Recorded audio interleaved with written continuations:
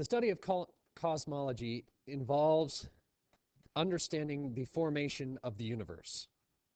And this study by scientists has gone on for over 150 years. What's interesting is this theory that we're going to talk about, the Big Bang Theory, was actually proposed by a Georges Lemaître, which was a French Roman Catholic priest.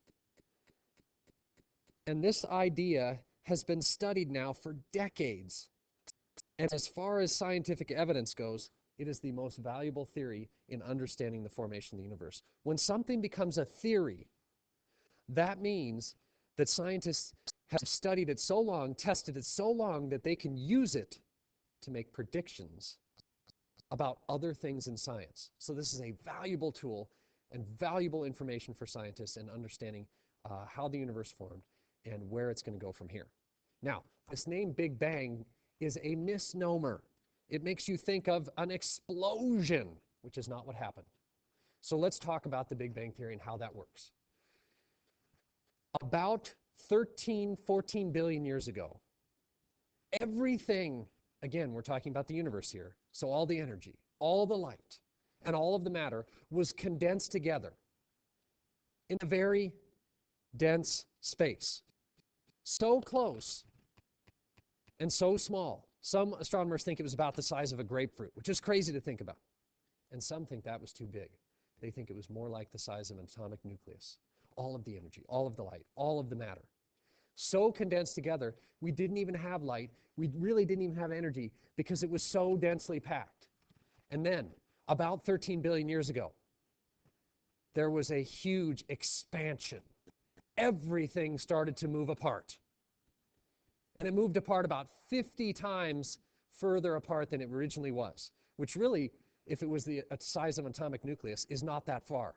But now you've released all of this light and all of this energy, and it's starting to knock into all of these other particles. And matter can't even form because it's so hot that every time something tries to form, it gets knocked apart by something else.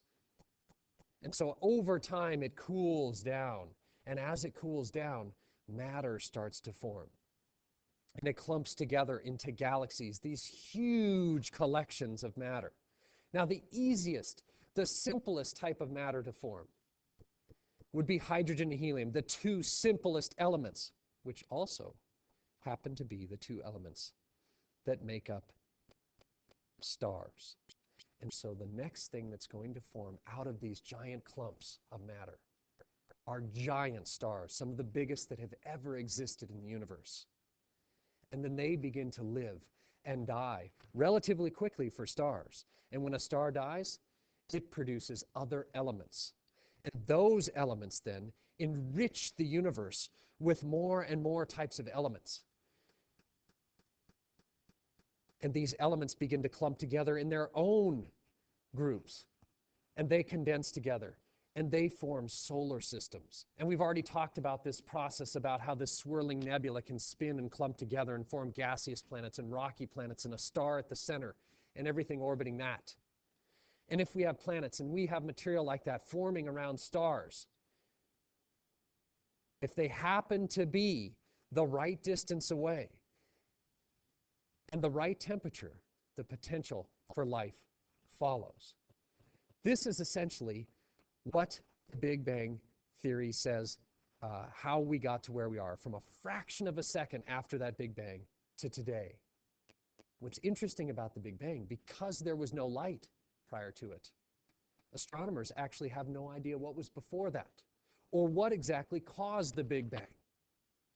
And they may not ever be able to show that.